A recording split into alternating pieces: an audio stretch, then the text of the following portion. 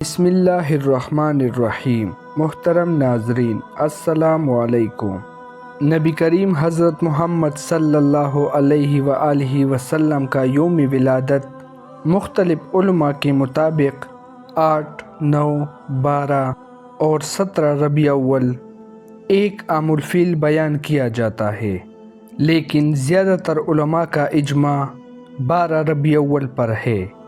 عیسوی سال کے مطابق یہ تاریخ 20 یا 22 اپریل 571 عیسوی بنتی ہے، جس وقت حضور اکرم صلی اللہ علیہ وآلہ وسلم اس دنیا میں تشریف لائے۔ اس وقت قمری مہینے یعنی محرم، صفر، ربیع الاول وغیرہ تو تھے، لیکن سالوں کی اسلامک تقویم کا نظام نہیں تھا۔ چونکہ اسلامی تقویم کا نظام نہیں تھا، لہٰذا کسی بھی بچے کی پیدائش کو بیان کرنے کے لیے کہا جاتا کہ فلاں واقعہ کے اتنے عرصے بعد فلاں بچہ پیدا ہوا۔ عام الفیل کا مطلب ہے ہاتھیوں والا سال۔ یہ وہ سال ہے جب یمن کا بادشاہ ابرہہ نے ہاتھیوں کے لشکر کے ساتھ خانہ کعبہ پر حملہ کیا اور اللہ تعالیٰ کے بھیجے ہوئے ابابیل لشکر کے ہاتھوں ابرہہ اور اس کے لشکر کی تباہی اور بربادی ہو گئی۔ علماء کے مطابق اس واقعہ کے 45 دن بعد حضور اکرم صلی اللہ علیہ وآلہ وسلم کی ولادت ہوئی۔ یہاں پر آپ کو یہ بات بھی بتاتا چلوں کہ ہجری سال کا آغاز کس طرح ہوا تھا۔ حضرت عمر فاروق رضی اللہ عنہ کے دور حکومت میں ان کی دعوت پر تمام صحابہ کرام 30 جمادی الثانی 17 ہجری بروز جمعرات مسجد نبوی میں جمع ہوئے۔ آپ نے اسلامی تاریخ و سند کی اہمیت پر ایک عظیم خطبہ دیا۔ اس وقت دنیا میں 4 طرح کی تاریخیں مشہور اور معروف تھی۔ قمری تاریخ یعنی چاند کے حساب سے تاریخ دیکھنا، عیسوی تاریخ جس کو انگریزی تاریخ بھی کہا جاتا ہے، تاریخ عبرانی جو کہ یہودیوں کی تاریخ ہے، اور تاریخ جولیانے۔ حضرت عمر نے فرمایا اسلامی سال چاند کے حساب سے ہونا چاہیے۔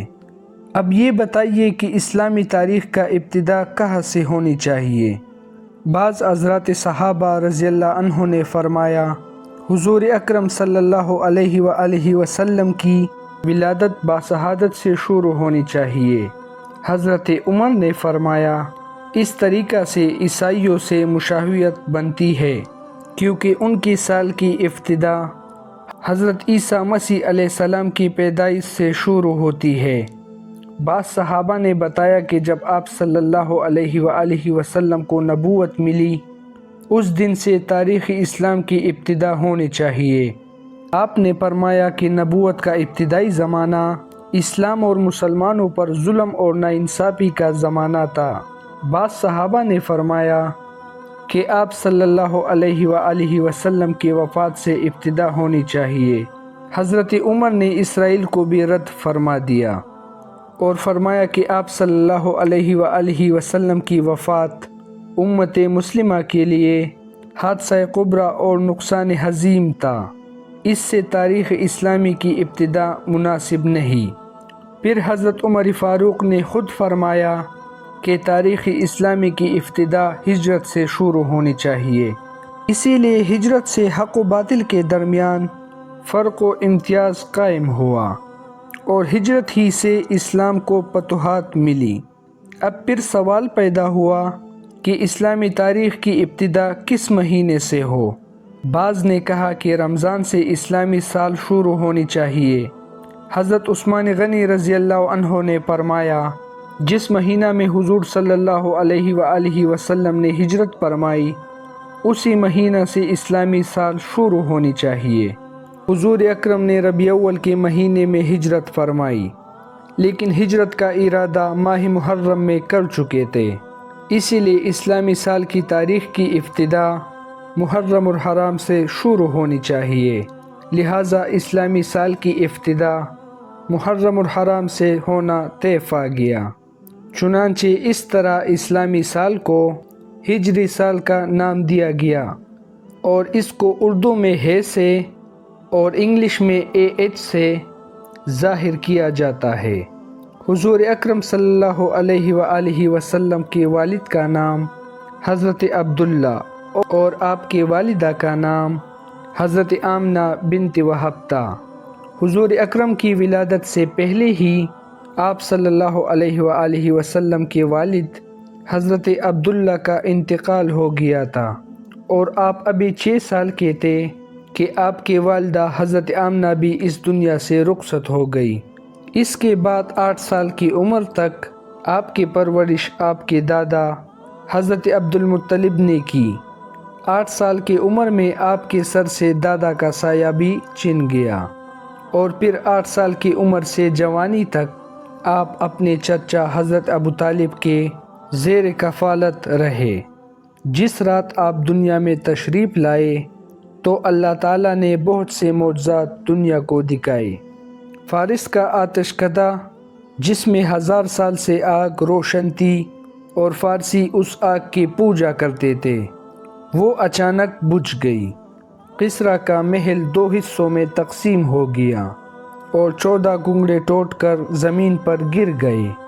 دریائے ساوا جو صدیوں سے خشک پڑا تھا اس میں پانی جاری ہو گیا اور دریائے سماوا جس میں ہمیشہ سے پانی جاری تھا ایک مرتبہ اس میں پانی خشک ہو گیا۔ جتنے بھی دنیا میں بتکنے تھے ان میں موجود بت منہ کے بل زمین پر گر گئے اور دنیا میں جتنے بھی بادشاہوں کے تخت تھے وہ پائے ٹوٹنے کی وجہ سے زمین پر آ کر گر گئے۔ جتنے بھی ساحر، جادوگر، کاہن اور منجم تھے ان کا علم جواب دے گیا تھا۔ زبان سے زید کے خبریں بتانے والے ایک رات کے لیے گونگے ہو گئے تھے، خاص طور پر وہ کاہن جن کے ہمزاد آسمانوں سے ان کے لیے خبریں لاتے تھے۔ ان کی اور ان کے ہمزاد کا سلسلہ ختم ہو گیا تھا۔ مکے کی سرزمین سے ایک ایسا نور ظاہر ہوا کہ جس کی روشنی اتنی دور تک تھی کہ مکے کے لوگوں نے مکے میں بیٹھ کر شام کے محلات کا اپنے آنکھوں سے جائزہ لیا اور سارے رات ستارے اس کثرت کے ساتھ ٹوٹنے گرے کہ لوگ پریشان ہو کر ایک دوسرے سے سوال کر رہے تھے کہ آج کی رات کیا واقعہ پیش آیا ہے۔ عمر بن امیہ کے جو مشہور قائل تھا اس سے لوگوں نے پوچھا کہ یہ ستارے مسلسل کیوں ٹوٹ رہے ہیں؟ اس نے کہا وہ مشہور ستارے کہ جن کی مدد سے لوگ راستہ معلوم کرتے ہیں، گرمی اور سردی کے حالات پتہ چلتے ہیں، جا کر دیکھو کہ اگر وہ ستارے ٹوٹے ہیں تو سمجھ لینا کہ یہ رات اس کائنات کی آخری رات ہے، کیونکہ یہ قیامت کی نشانی ہے، اور اگر وہ ستارے اپنی جگہ پر باقی ہے اور دوسرے ستارے ٹوٹ رہے ہیں تو سمجھ لینا کہ آج دنیا میں کوئی عجیب و غریب واقعہ پیش آیا ہے۔ جب لوگوں نے دیکھا کہ وہ مشہور ستارے اپنی جگہ پر قائم ہے تو انہیں یقین ہو گیا کہ آج کی رات کوئی نہ کوئی ایک عظیم واقعہ پیش آیا ہے۔ تاریخ یہ بھی بتاتی ہے کہ آسمان سے ملائکہ کی ڈولیاں تسبیح اور تصدیق کی گیت گاتی ہوئی زمین کی جانب آ رہی تھی۔ ان غیر معمولی واقعات کو دیکھ کر جہاں انسان حیران تھے وہاں شیطان بھی حیرت اور پریشانی میں مبتلا تھا۔ اس نے اپنے چیلوں کو جمع کیا اور ان سے کہا کہ پتہ کرو ماجرا کیا ہے۔ شیطان کے چیلوں نے ساری دنیا گھومی اور صبح کے وقت ناکام واپس لوٹے اور شیطان کو بتایا، انہیں کچھ پتہ نہیں چل سکا۔ اس کے بعد شیطان نے خود بھی نکلنے کا فیصلہ کیا اور سوچا کہ آسمان پر جا کر دیکھتا ہوں کہ فرشتوں میں کیا بات چل رہی ہے۔ اس وقت شیطان کو چوتھی آسمان تک کی رسائی حاصل تھی، لیکن آج چوتھے آسمان ہی کیا پہلے آسمان پر فرشتوں نے اسے روک لیا اور اسے بھگا دیا۔ اس کے بعد شیطان زمین کے سیر کے لیے نکلا اور حرم کی سرزمین میں داخل ہونے کی کوشش کی، لیکن وہاں بھی فرشتوں نے اسے روک لیا۔ اس کے بعد وہ مکے کی پچھلی جانب جبل نور پر پہنچا جہاں غار حرا ہے اور جہاں حضور اکرم صلی اللہ علیہ وآلہ وسلم پر پہلی وحی نازل ہوئی تھی۔ وہاں پر اس نے اپنے آپ کو ایک چھوٹی سی چڑیا کے روپ میں تبدیل کیا اور پھر حرم میں داخل ہونے کی کوشش کی۔ اس مرتبہ حضرت جبرائیل علیہ السلام نے اسے پہچان لیا اور اسے وہاں سے بھگا دیا۔ شیطان نے حضرت جبرائیل علیہ السلام سے پوچھا، اے جبرائیل، کہ آج کون سا ایسا واقعہ پیش آیا ہے کہ مجھے آسمانوں پر جانے سے بھی روک دیا گیا اور اب ایک چڑیا کے روپ میں حرم میں داخل ہونے سے بھی روک دیا؟ حضرت جبرائیل علیہ السلام نے فرمایا کہ آج انتہائی مقدس رات ہے۔ آج سرکار انبیاء حضرت محمد صلی اللہ علیہ وآلہ وسلم کی ولادت کی رات ہے۔ ان کی ولادت ہونے والی ہے، اس لیے تجھے اس مقام میں داخل ہونے سے روک دیا گیا ہے۔ شیطان نے حضرت جبرائیل علیہ السلام سے پوچھا کہ اے جبرائیل، یہ تو بتا دو کہ اس پیدا ہونے والے بچے پر میرا بس چلے گا کہ نہیں، میں انہیں بہکا سکوں گا کہ نہیں؟ حضرت جبرائیل علیہ السلام نے کہا کہ اس نور پر تمہارا کوئی بس نہیں چلے گا۔ پھر شیطان نے پوچھا کہ اے جبرائیل، کیا ان کا کلمہ پڑھنے والے میرے بہکاوے میں آ جائیں گے کہ نہیں؟ حضرت جبرائیل نے کہا، اے شیطان، رسول تو رسول، ان کا کلمہ پڑھنے والے پر بھی تمہارا بس نہیں چلے گا جب تک کہ اس کے دل میں اس دنیا کی محبت پیدا نہ ہو جائے۔ جب دنیا کی محبت پیدا ہو گئی تو شیطان اس کو اپنا غلام بنا لے گا۔ حضور اکرم صلی اللہ علیہ وآلہ وسلم کا والدہ جناب آمنہ کہتی ہے کہ دوران حمل مجھے کوئی تکلیف محسوس نہیں ہوئی اور نہ کبھی کوئی ایسا احساس ہوا جو پہلے بچے کی ولادت کے وقت عرب کی عام عورتیں بیان کیا کرتی تھی۔ آپ فرماتے ہیں کہ میں اور فاطمہ بنت اسد کمرے میں بیٹھی تھی کہ اچانک کمرے کی روشنی میں اضافہ ہونے لگا اور ایسا لگا کہ یہ کمرہ آنکھوں سے پوشیدہ ہوتے جا رہا ہے۔ جناب فاطمہ بنت اسد یہ منظر دیکھ کر گھبرا گئی، اپنی جگہ سے اٹھی کہ گھر کے مردوں کو جا کر بتائے۔ حضرت ابو طالب کو آواز دی اور جو دیکھا تھا وہ بیان کیا۔ حضرت ابو طالب نے کہا، فاطمہ گھبراؤ نہیں، یہ سارا منظر اس نور کی وجہ سے ہے جو اس دنیا میں تشریف لانے والا ہے۔ حضرت آمنہ کہتی ہے کہ ادھر حضرت فاطمہ بنت اسد باہر نکلی تو ادھر ایک سفید پرندہ نظر آنے لگا۔ عجیب بات یہ ہے کہ مکان کی چھت بھی غائب ہو گئی ہے اور ہر طرف اس قدر نور ہے کہ میرے ارد گرد تمام چیزوں کو پوشیدہ کر دیا گیا ہے اور اب میں گویا 7ویں آسمان تک مشاہدہ کر رہی ہوں۔ جناب آمنہ کہتی ہے کہ اس وقت ایک سفید پرندہ آیا، اس نے اپنے جسم کو میری پیشانی سے مفصل کیا۔ جیسا کہ اس نے اپنا جسم میری پیشانی کے ساتھ مفصل کیا، میرے گرد جتنا نور تھا وہ سمٹ کر میری پیشانی میں جمع ہو گیا۔ جناب آمنہ نے آسمانوں کا نظارہ کر لیا اور اس کے بعد اسے اپنا کمرہ دوبارہ نظر آنے لگا۔ جناب فاطمہ بنت اسد اس وقت دوبارہ تشریف لا چکی تھی۔ جناب آمنہ کہتی ہے کہ اس وقت 4 عورتیں میرے پاس آئی کہ جن کے ہاتھوں میں شیشے کے گلاس اور سراہیاں تھی۔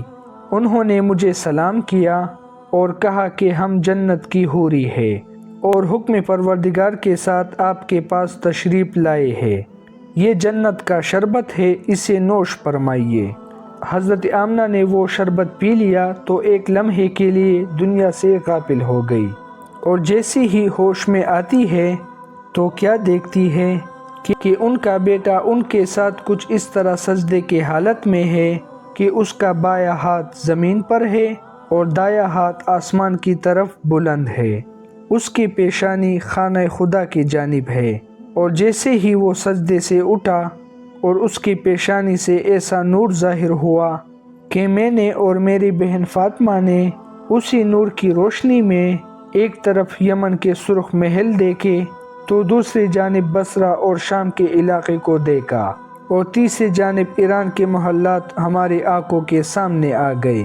حضرت آمنہ فرماتی ہے کہ میری ہاں بچے کی ولادت ہوئی اور مجھے پتہ بھی نہ چلا کہ یہ بچہ کس وقت دنیا میں ظاہر ہوا۔ اس کے بعد مسلسل میرے کانوں میں لوگوں کی سلام کی آوازیں آنے لگی، السلام علیکہ یا محمد، السلام علیکہ یا احمد۔ میں نے ان 4 حوروں سے پوچھا کہ یہ کون لوگ ہیں جو سلام کر رہے ہیں؟ انہوں نے کہا کہ یہ فرشتوں کی ٹولیاں ہے جو سلام کرنے آ رہی ہے۔ اس کے بعد ان 4 حوروں نے کہا کہ ہم اس امانت کو جبرائیل اور میکائیل علیہ السلام کے سپرد کر کے واپس جا رہی ہے۔ ان 4 حوروں میں سے ایک حور نے بچے کو اپنے ہاتھوں میں لیا اور پھر آنے والے ایک نوجوان کے گود میں ڈال دیا۔ مجھے بتایا گیا کہ یہ حضرت جبرائیل علیہ السلام ہے، ان کے ساتھ حضرت میکائیل علیہ السلام ہے، اور دونوں کے ہاتھوں میں جنت کے پانی سے بھرے ہوئے لوٹے ہیں۔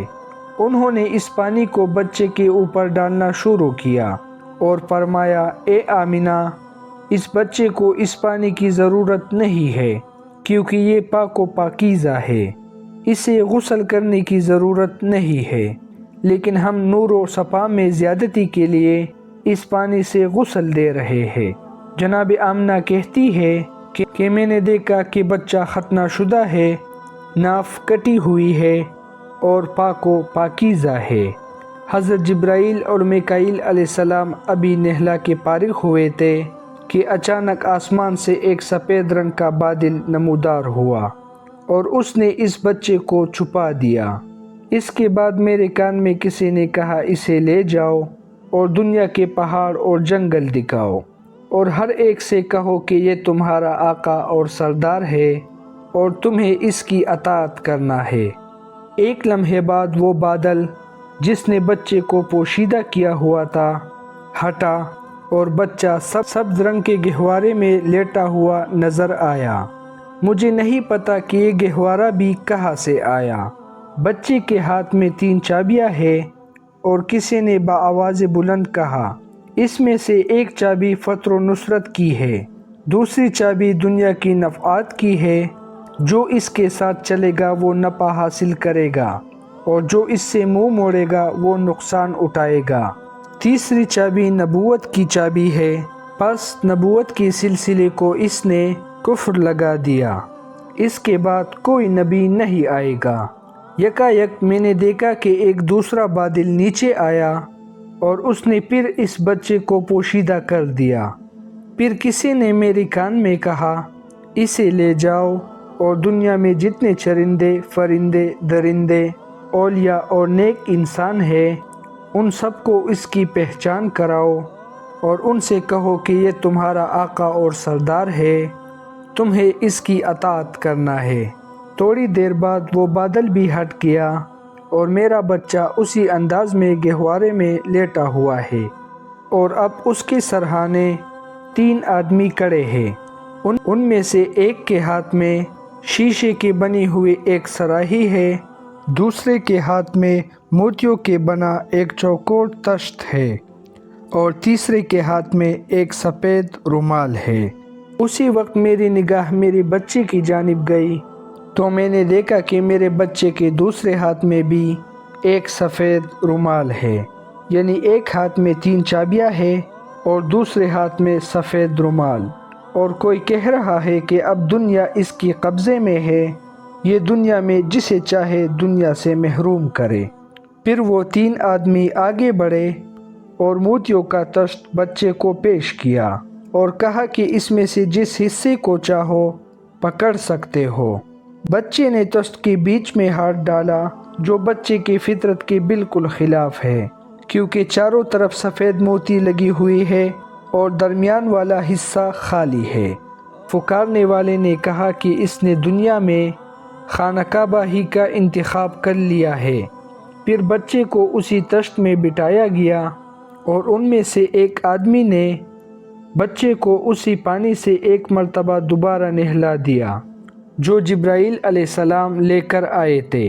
پھر میں نے دیکھا کہ تیسرے آدمی نے اس سفید رومال کو کھولا، اس میں سے ایک انگوٹھی نکلی، اس انگوٹھی کو بچے کے دونوں شہنوں کے درمیان رکھ کر دبایا اور جب انگوٹھی کو وہاں سے ہٹایا تو مہر نبوت وہاں پر ثبت ہو چکی تھی۔ اس وقت پکارنے والے نے پکارا کہ یہ رضوان جنت ہے جو اس وقت رسول کو غسل دینے کے لیے آیا تھا۔ یکا یک میں نے دیکھا کہ وہ تینوں اس مکان سے غائب ہو گئے۔ جناب آمنہ کہتی ہے جبکہ اس دوران میرے کمرے میں اس طرح کے معجزات پیش آ رہے تھے، مکے کے سرزمین پر بھی کچھ عجیب و غریب واقعہ پیش آئے۔ صبح کا وقت ہے، مکے کے کافر اپنے گھروں میں آرام کر رہے ہیں اور حکم پروردگار سے جنت سے اس دنیا میں جنت سے 4 جھنڈے بھیجے گئے۔ پہلا جھنڈا کوہ کاف پہ لگایا گیا اور دوسرا جھنڈا کوبی ابی قبیس پر لگایا گیا، تیسرا جھنڈا خانہ کعبہ کے چھت پر لگایا گیا اور چوتھا جھنڈا بیت المقدس پر لگایا گیا۔ جبرائیل علیہ السلام اس وقت جنت سے ایک گندیل، ایک شمعدان اور ایک جارر لے کر آئے اور اسے کعبے کے دروازے پر لٹکا دیا گیا اور پروردگار کی جانب سے جنت سے یاقوت سرخ کا بنا ہوا ایک خیمہ حضرت مطلب کی خدمت میں بھجوایا گیا۔ یعنی آج کی رات مکے کی سجاوٹ ہو رہی ہے، مکے کو سجایا جا رہا ہے۔ صبح کے وقت مکے والے اٹھتے ہیں اور حیران ہو جاتے ہیں کہ ہم نے آسمان پر عجیب و غریب واقعات کا مشاہدہ کیا ہوا تھا، مگر اب تو ہماری ہی شہر میں یہ گندیل کہاں سے آئی؟ کعبے کے دروازے پر اتنا خوبصورت چادر کہاں سے آیا؟ یہ خوبصورت جھنڈے کون لگایا؟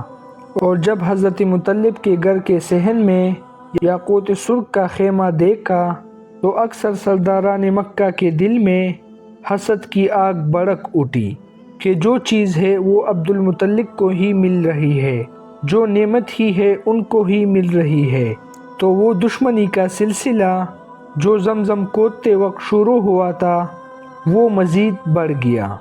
غرض یہ کہ جب رات ختم ہوئی اور رسول خدا کی ولادت ہو چکی تھی، سارا مکہ جگمگا رہا تھا اور حضرت مطلب اپنے مکان میں یہ انتظار کر رہے ہیں کہ میری بہو آمنہ کی طرف سے مجھے کیا پیغام ملتا ہے۔ دوسری طرف سارا مکہ کعبے کے باہر جمع ہے۔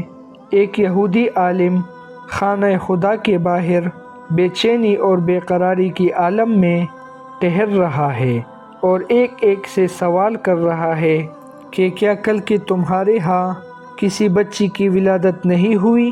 سب لوگ اسے پاگل سمجھ رہے ہیں کہ اس سوال کا مقصد کیا ہے۔